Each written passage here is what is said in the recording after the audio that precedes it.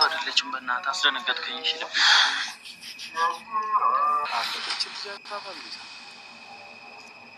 ወደ ታች ሄዳለች አይቻታለሁ። ሄዶ ወደ ታች አዲስ አበባ መሄድ ነው። ምክንያቱም እዚህ የባሰ እየተሰቃየሁ ነው ያለሁት።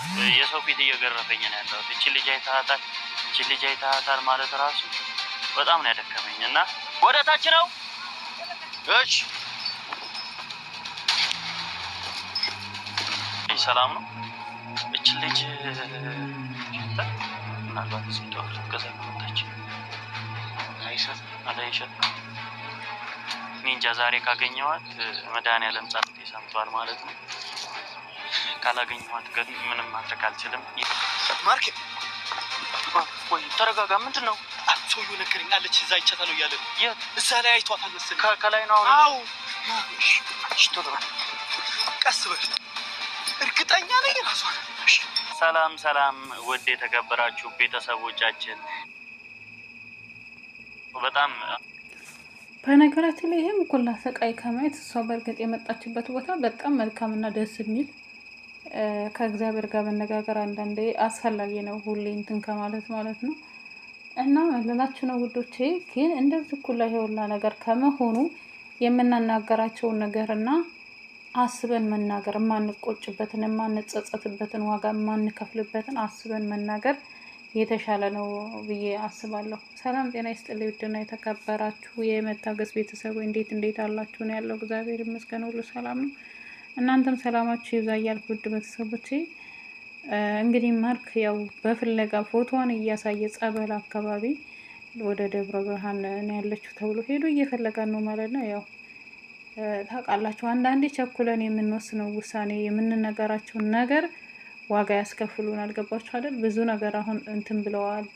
በዛ ላይ እየተዋደዳችሁ የሆነ ቂም ትያያዛላችሁ እንትን የማይባል ነገር ማለት ነው። እና በጣም ከባድ ነው። እስኪ ነው ውዶች፣ ለማንኛውም እየፈለጓን ነው። አማራጭ የለንም። ቀጥታ እሺ ደውልለት እንጋ አውራት እንዴት ለሳኛው አልደውልሽ ቆይ ጠበል ቦታ ነው። ቆይ ካረጋገጥን ይበቃል። ወይኔ የፈጣሪ ያለ እንውረድ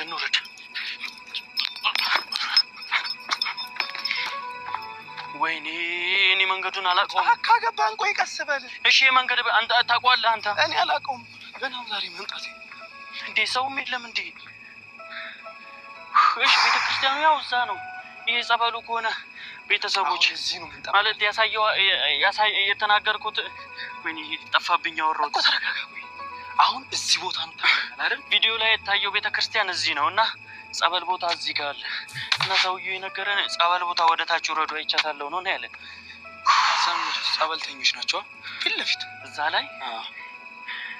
እሺ እኛ ውጪ እንጠብቃት። እስቲ ነው እንጠብቃት። ከዛማ ሌላ ነገር እንፈጥራለን። ግርግር እንትን ይሉናል። ወከባ እየፈጠሩ ፈጣሪ ያለ ይመስላል። ፈጣሪ ያለ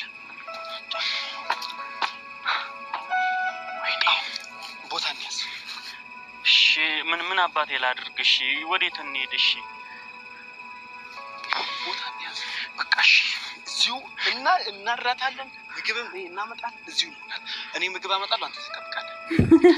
አይደለም አንድ ብቻ አይደለም ምግብ አመጣለሁ አይደል? ማታውቁት ሀገር እንዴት ጫካ ታድራላችሁ? አረ በጣም ከባድ እኮ ነው እናንተ። በጣም ይከብዳል የምር።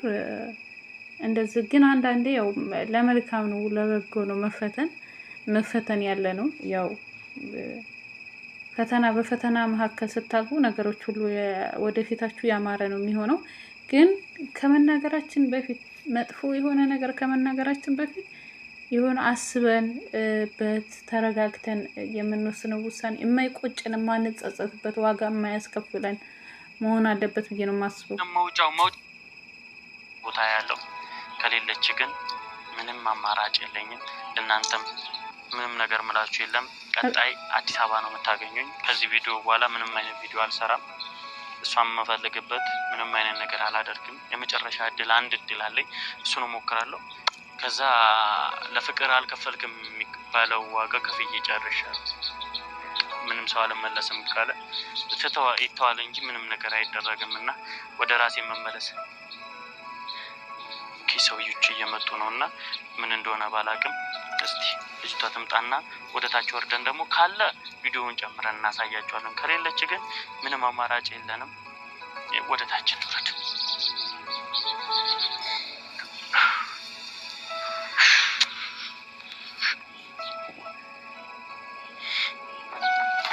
ማርኬ ወይ ተረጋጋ። ምንድን ነው? ሰውዬው ነገረኝ አለች። እዛ አይቻታለሁ እያለ ነው። የት? እዛ ላይ አይቷታል መሰለኝ። ከላይ ነው አሁን? አዎ። ቶሎ በል፣ ቀስ በል። እርግጠኛ ነኝ ራሷ ናት።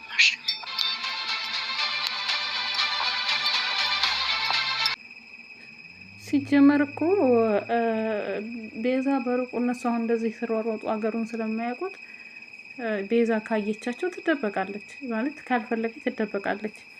እና ለማንኛውም ውድ ቤተሰቦች ግን ዋጋ ሳንከፍል ሌላ ውስጥ ካንገባ ሳንቀያየም የምንዋደድ ሰዎች በልባችን ውስጥ የሆነ መጥፎ ነገር እየተዋደድን ተነጋግረን ቂም ሳንያዝ እንትን ሳንል እንትን ብታረቅ እየተሻለ ነው እላለሁ።